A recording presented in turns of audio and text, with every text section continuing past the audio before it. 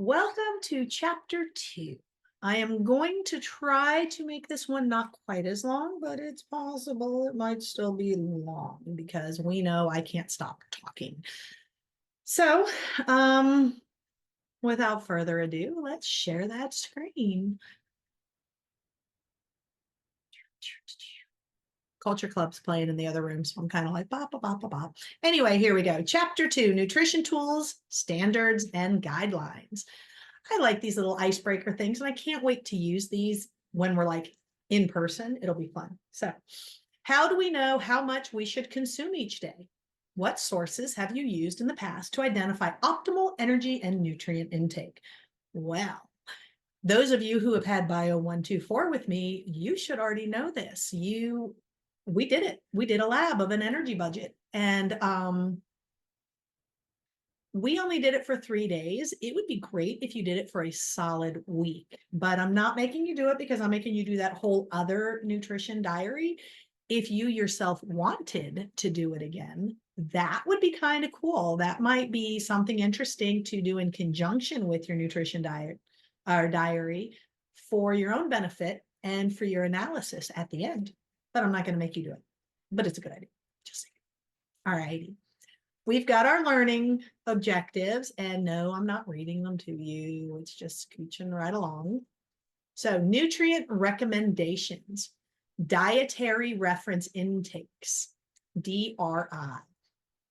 We have 6 lists of values for measuring the nutrient intakes of healthy people. We've got the recommended dietary allowance, which is RDA, adequate intake, AI. That means adequate, like good enough. Does not actually cover the complete amount that we should get. It just means it's good enough. Chronic disease risk reduction, tolerable upper intake levels.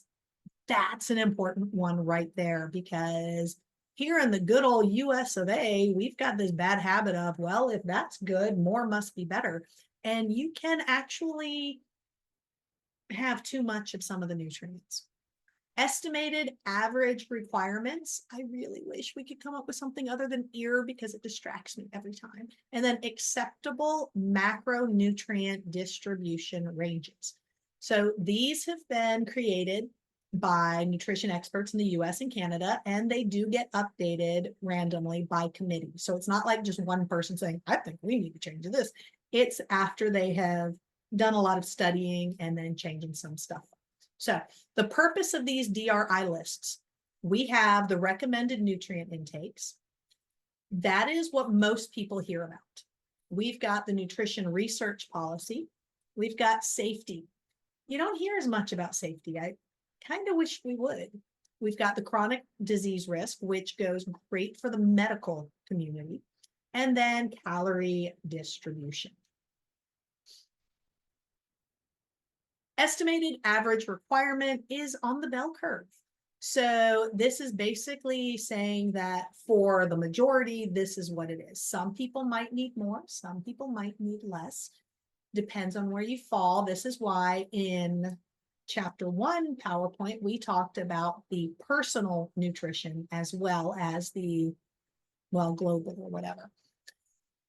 This is a good practice to match the acceptable macronutrient distribution ranges. We kind of talked about this some in chapter 1, so it's a good idea to take a look at this. And I will tell you, hint, one of these is supposed to be the highest in the percentage, but it's something that for some reason, so many people decide they have to cut out of their diet. And this is why it's not a good idea to follow those types of diets. Okay, here you go. Carbohydrates. Your carbs are supposed to be like half of your calorie consumption. That's where we get most of our energy from. That's what you need. This is why anyone who's like, I'm cutting all the carbs, not a good idea. Don't do that. Your protein is supposed to be the smallest portion, which is why those people who decide they're just going to overload on protein, not good. You can't cut too much protein out. That is very unhealthy because if you remember bio 1, 2, 3, all the stuff in your cell is being built with protein. So protein's extremely important, but if you consume too much protein, it can actually tax your kidneys and you can have a lot of issues with too much protein. And then fat. You should have about a quarter or a little more than a quarter of your calories come from fat. That does not mean go out there and eat a bunch of onion rings. It should be unsaturated fat in order for it to be healthy, not saturated. So the type of fat is important. But the reason fat is important, the fats, the oils, the lipids, I normally explain it like with a car. Your car has oil to help keep all the parts moving. If you don't add the oil to your car, you know that the engine is going to throw a rod and you're going to lose the engine. Kind of the same thing. If you don't have enough of the good fats in your body, it really massively affects your brain, like legit. So estimated energy requirements. This is the average energy intake predicted to maintain energy balance. This is what we went over in Bio 124 when we did the energy budget lab. Daily values. Nutrient standards on food labels. This is where they sit there and say, okay, here you go. This is your daily allotment, blah, blah, blah. And normally this covers for people over the age of 4. Your nutrient needs change throughout your age, or I should say your age category. But the values, the daily values normally are just very generic. Before a certain age, you need more or less of something. After a certain age, you need more or less of a certain something. But again, bell curve. And then these are based on a 2,000 calorie diet. And just for the record, 2,000 calories is not a whole lot for a full day. Not if you're really trying to be healthy. The craziness of the US of having the unhealthiest food, but then shaming you on caloric intake is insane. Like, seriously, if you ask your average person in the US, they have no problem with a big cheeseburger and onion rings, but then they're going to shame you and say that you should only be getting 1,200 to 1,500 calories a day because you're a woman. It doesn't work that way. Just going to throw that out there. So, dietary guidelines for Americans. Here we go. Guideline 1, follow a healthy dietary pattern at every life stage. So like I said, it changes depending on your age category. We will talk more about this in future chapters. So like you can even see right here, it's talking about children, where we're going to cover more in chapter 13. I think chapter 11 is one that I really like. Guideline 2, customize and enjoy nutrient-dense food and beverage choices to reflect personal preferences, cultural traditions, and budgetary considerations. So this is to try to help you still keep what your group, your culture, your family, your budget allows, but trying to make it where it's still healthier. Nutrient dense means you're getting as much nutrient packed into the calories as you possibly can, instead of a lot of calories and little nutrients. Example of nutrient dense would be, I don't know, I always want to say broccoli, but I'm going to say peanut butter and jelly sandwich. That's not very expensive, but you have a lot of nutrients slammed into a peanut butter and jelly sandwich if you're using whole bread. So you've got whole bread, you've got the natural peanut butter, not like Peter Pan or Jif, something that when you look at the ingredients, it says peanuts. That's the best one. If it has a lot of other stuff listed and if it adds sugar, we're not talking about that one. We're talking the good peanut butter. And then like a natural jelly, have some, or here, instead of the jelly, we're going to say you're going to have a peanut butter, banana, and raisin sandwich. I actually make those. I like them. That has a whole lot of good stuff for you in there. And then if you have, say, apple slices on the side, this is very nutrient dense. You've got so many nutrients packed into these calories. If you drink a Coke, that's a lot of calories and no nutrients. So there you go. Just some examples. All right. Guideline 3, focus on meeting food group needs with nutrient-dense foods and beverages and stay within calorie limits. So the example I just gave, perfect example of this. You could have the whole wheat bread, natural peanut butter, sliced up banana, some raisins, make that into a yummy sandwich. Have your apples or an orange, or even in the previous thing I talked about making your own potato chips at home. You can even have that as a side if you want to, although I don't think I've ever had chips with a peanut butter sandwich, but might be good. Salad, whatever. You can make that as a wonderfully balanced thing. Beverage, dude, what do you think I'm going to tell you is the best beverage of choice? Water. Drink water. And then stay within calorie limits.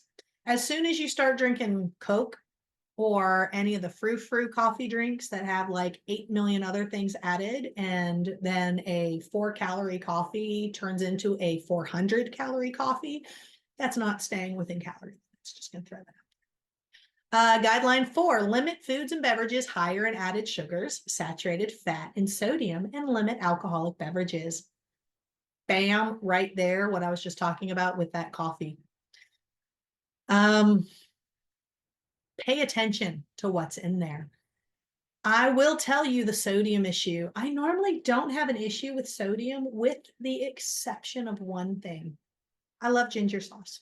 Like if you go to a Japanese place and you get ginger sauce, oh my gosh, I can practically drink the ginger sauce, but that's really high in sodium, not a good choice. But anyway, so we've got the stuff here. Added sugars should be less than 10% of your calories per day. Take a look how much added sugars are in everything, like legit. I will tell you, I talked in the previous thing about comfort food, having a grilled cheese sandwich and tomato soup. So I'm going to use the tomato soup as an example. You would think tomato soup's super healthy. Now we're going to go to the processed and ultra processed and stuff. So I have not learned how to can yet. I'm planning to do that this summer so I can make my own tomato soup and can it and have the convenience of the tomato soup that's in the pantry. Currently, I just buy it. So I was comparing Campbell's tomato soup versus Campbell's Healthy Request tomato soup. I highly recommend you do the same. Did you know they both contain added sugars? Why do you need to add sugar to tomato soup? There is zero need at all. And the Healthy Request is half of the added sugars that the regular tomato soup has.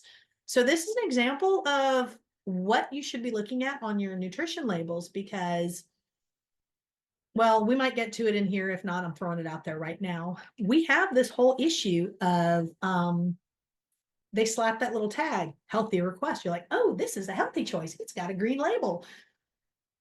Dude, you don't need added sugars in tomato soup.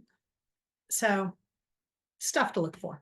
Anyway, shortfall and overconsumed nutrients. Undersupplied, we tend to have too little vitamin A, vitamin D, folate, calcium, iron, iodine, fiber, and potassium. These are huge, huge. Fiber. Okay, all of them are very important, but I'm going to throw out there fiber. Not getting enough fiber can actually increase the amount of bad cholesterol in your system. And so this literally affects your whole cardiovascular system. I mean, all of this is important. We tend to also be a little low in a lot of the B vitamins for those of us who don't eat meat. The US tends to get plenty of the Bs just because of the meat consumption. Chronically oversupplied in the US, saturated fats, added sugars, and sodium. It's in everything. This is why you have to be looking at your nutrition labels. This is part of why I want you to keep this nutrition diary so you can take a look at this. I will be sharing a picture of me from last year where I've done side-by-sides of me in January and then me at a certain date in November after I had eliminated as much added sugar as I could, and I have scaled back as much of the saturated fat as I could, just so you can see. So how do US food intakes measure up? Dude, take a look at this for a little while. Notice that the stuff that is mostly in the red, where it's below recommendation, tends to be our good, healthy stuff. It's pretty sad. Yeah. Should not be doing a lot of these refined grains. You should do whole grains. Whole grains are so much better for you, but we do refined. The US does refined flipping everything. It's crazy. All right, applying the dietary guidelines. I have talked before about Eat the Rainbow, and that's pretty much what this is talking about. Well, not just Eat the Rainbow, but it's talking the proper plating. Half of your plate should be fruits and vegetables. Half. Like half. And in the US, it tends to be protein. Mm-mm. We need the fruits and vegetables. And then about a quarter or more should be grains. And do your best to do whole grains if possible, because you need the whole grains. That's where you're getting a lot of your more of your fiber. And then you've got your protein foods. You need the protein, but that should be your smallest category is your protein. Limit added sugar, saturated fats, and sodium. And if you consume dairy, it should be low fat or fat free, because this will actually help you bring down those saturated fats and still get all the health benefits. If you do not consume dairy, then you can get the fortified versions. This says fortified soy versions. That's a little outdated. We also have my favorite, which is Ripple, which is a pea protein milk.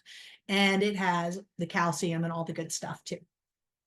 All right, here comes a poll. Whenever you see me do this, it's because I'm taking a peek at the thing on the bar on my computer to see what slide we're on, so I have a clue, because gosh, I never know how to shut up. Which of the following is included in the 2020 to 2025 dietary guidelines for Americans and not in previous versions?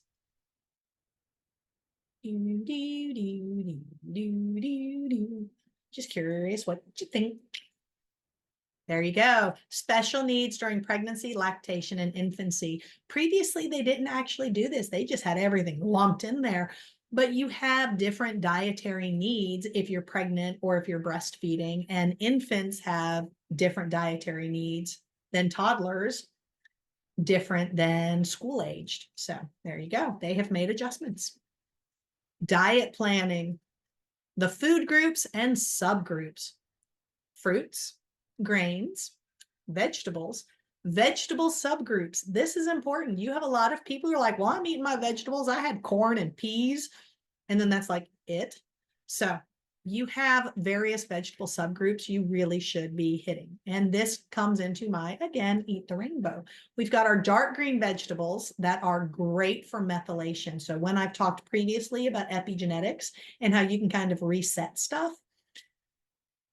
these are key in that. So your dark green vegetables, huge for methylation.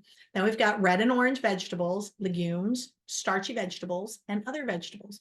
You should be sampling all of these throughout every single day. Protein foods, seafood, meats, poultry, eggs, nuts, seeds, and soy products. Seafood, very good for you. Not all of the seafood, but a lot of seafood's really good for you. A lot of people like tilapia, but it turns out that that one is actually higher in the not good fat. And salmon is higher in the very good for you fat. So if you consume fish, trying to do the fatty fish like tuna and salmon a couple of times a week is better for you than if you do the cheaper things like tilapia, just so you know. I'm not going to be a person who recommends meat, mainly because, and we'll get to it later, is the effect it has on muscles and breakdown and a lot of the not so grand. But I'm not trying to convert anybody. I will just give you the information. It's totally up to you. And when I say meat, I mean like red meat. Poultry, that's going to be all your birds, and then eggs, and then nuts, seeds, soy products. Hi, that's me. That's the stuff I eat. Dairy products and oils. And there are good for you oils and bad for you oils, just so you know. Now, we have a case study. I'm going to read this to you, and then I'm going to talk to you about this. So, Alicia, a 19-year-old college sophomore, recently learned that she has prediabetes. The doctor has advised her to lose weight to decrease the likelihood that her condition will progress to type 2 diabetes. Alicia tells you that she doesn't know how to begin to make diet changes. You ask her if she would like to begin with one meal at a time, and Alicia responds that lunch is the most difficult meal for her because she buys lunch at the Starbucks on campus. Alicia tells you that she is always in a rush and hasn't taken the time to look over all of the menu choices, so every day she orders a chicken and smoked bacon panini with a salted caramel cream beverage. Alicia also buys a package of shortbread cookies to go. Using the chart on the next slide, work together with Alicia to plan a more nutrient-dense lunch using foods from at least 3 of the 5 food groups. Begin by reviewing the Starbucks menu with her and asking her which foods she might enjoy. The following video will be helpful. We're not watching the video together. You can do that on your own. And we will talk through the next thing. But you already know these are not good choices. And a lot of people do this. And as soon as somebody says, but I'm always in a rush, dude, you can fix that. You are an adult. Prepare, plan. We 100%, no matter how busy your life is, you can plan. She could use her weekends to properly plan out meals and pack her own lunch. Save a lot of money too. But anyway, here we go. So insert 1 or 2 food choices from at least 3 of the 5 food groups to create an appealing, more nutritious lunch for Alicia. This, I do believe, is going to be probably your in-class assignment. I want you to plan the whole thing out. I think this would be great. And if this is taking place in the classroom, then everybody can work together, but I want to see what different people say. And I will tell you officially at the end of this presentation if this is 100% the in-class assignment, but I'm thinking it's a good one. But basically, you're going to have to look at food choice 1, food choice 2. You want to fill at least 3 of these food groups. I would say fill them all because they're all important, but there you go. So choosing nutrient dense foods. If you look at this, this is how you figure out what is nutrient dense and which has the empty calories. So we're going to look at the chicken breast because she was getting chicken anyway. And I am going to do the little laser pointer. Woohoo! So right here, we're going to look at chicken.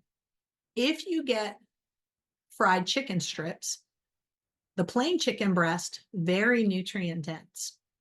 As soon as you bread it and fry it, look at how much is not good. So instead of getting fried, get grilled. Here comes that potato. If you have a plain potato, it's great for you. As soon as you fry it, it's more bad for you than it is good. And I've talked previously about the applesauce. Unsweetened, nutrient dense.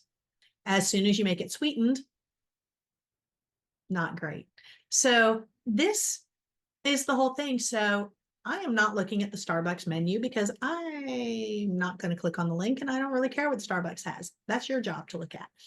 But if they had a choice of grilled chicken and she could get just a potato or some kind of vegetable or even unsweetened applesauce. And when she got her drink, instead of getting the frou-frou bad for you thing, use the fat-free milk instead of the whole milk and not have the added sugars, it wouldn't be that bad. But this is one of the ways to take a look at it. There we go. So here is a sample for the USDA dietary patterns based again on a 2,000 calorie diet.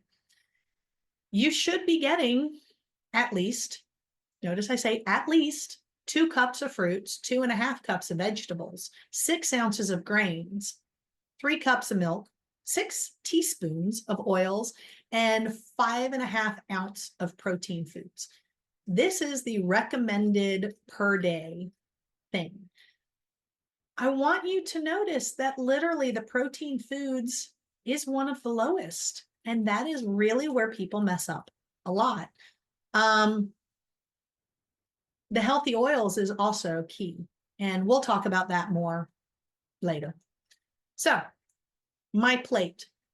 Remember, half of your plate should be fruits and vegetables.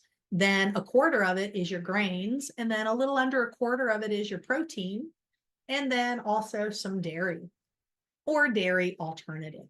So here's the example for the portion size reference, because goodness, also in the US, we have so many restaurants that are based on feeding you like this much. And if you want to have some fun, just Google this and compare the obesity rate and the health decline of the average American with the serving size in restaurants. And you're going to see that they climb together. So it's actually, I would say, correlation and causation.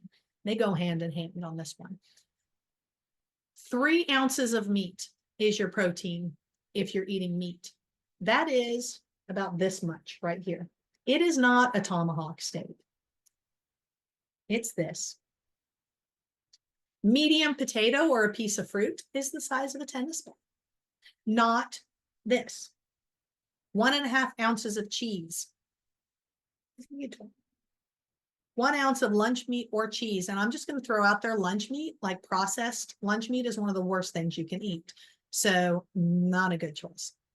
And 1 cup of cooked pasta, which is about the size of a baseball.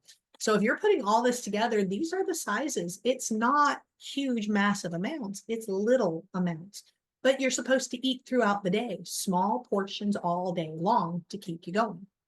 Checking out those food labels. Yeah, we're getting close to being done. Food label components, oversight and regulation, general information required on every packaged food. Components required on all or most packaged food is the nutrition facts panel and the ingredients list. I have something to say about that. And this might include nutrient claims, health claims, and structure function claims, but not always, and they're not always reliable.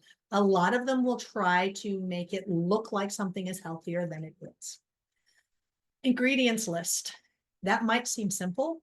There will be words you don't understand. It's important to learn what some of these words actually mean. And some of the words, it's just going to be breakdowns of stuff that you might actually be good for you. You just never learn the word. Others are going to be horrible for you. The nutrition facts, the biggest part for this, you have to look at serving size. And we covered this in Bio 124 when we did the energy budget lab. And also, I think in Bio 123, when we did a lab where I made you look at the nutrition label and calculate. But serving size, huge. So you will see here serving size, it's telling you it's 2/3 of a cup. And in this box, there's 8 servings. If you got this and you didn't realize it's not even a full cup, you're already going to be not understanding what you're having. The daily value, so the stuff above the bold line, that you are not supposed to go over what they say. And a lot of this really isn't very good to begin with. So like the added sugars, you want those added sugars to be as low as possible. What is below the line, you want that as high as you can go, somewhat. Like you don't need it to be 2000%. But here, if you see that it says 45% of your daily iron, that looks like it would be a great choice for iron. So it's probably enriched. That means that if you ate 2 servings of this, you've got 90% of your daily allotment of iron. That doesn't mean you have to be careful at eating more iron. You can get more. So you want to get at least 100% of the stuff listed under the bold line. What is above the bold line is you want to stay under, if that makes sense at all. So poll number 2. Which claim is based on reliable information and can be trusted by consumers? That's a pretty good question. This one, reduce saturated fat. The others are just trying to sway you one way or other. Gosh knows how many things do you see where it's like proven to help benefit your brain health. Reducing saturated fats also actually helps that. So nutrient claim, reduce saturated fats. This is showing you that they are bringing it down. All the others are trying to sway you a certain thing, but they're not really regulated. Reduced saturated fat is regulated. Are some foods superfoods for health? Yeah, phytochemicals. So characteristics, bam. I love this, found in plants. Potential roles, we got that antioxidants. We've all heard antioxidants. These things also help our guts. Our microbiota, the stuff that's living in our guts that makes everything work, hugely important. We want to keep them healthy. That's why you'll hear about probiotics and prebiotics. And all of this can be helped dietary wise, which we will get into, like here. Blueberry is one of the best things for you. We've got the dark chocolates. We've got, I think that's brown rice in there. We've got the tannins in the grapes. No, you don't need the wine because the alcohol actually kind of brings it down stuff. The grapes are better for you than the wine. And then I'm pretty sure that is supposed to be yogurt because yogurt has all kinds of good stuff for you in your gut. So here's the summary where it's reminding you what you're supposed to do. So I am going to come back here to remind you, this is, yes, officially your in-class assignment. I want you to answer this. I want you to look back at this case study, look at the Starbucks menu, and show her how she could still do the stupid Starbucks thing for lunch, but make a healthier choice. I, of course, would tell her to pack a lunch and be better and less expensive, but I want you to try to keep it in her wheelhouse of the Starbucks that she goes to all the time and fill this out. This is officially your in-class assignment for Wednesday. And that is trying to get out of this part. That is it for chapter 2 for the nutrition. And hopefully you're enjoying the class so far. I think that's about it. So peace out.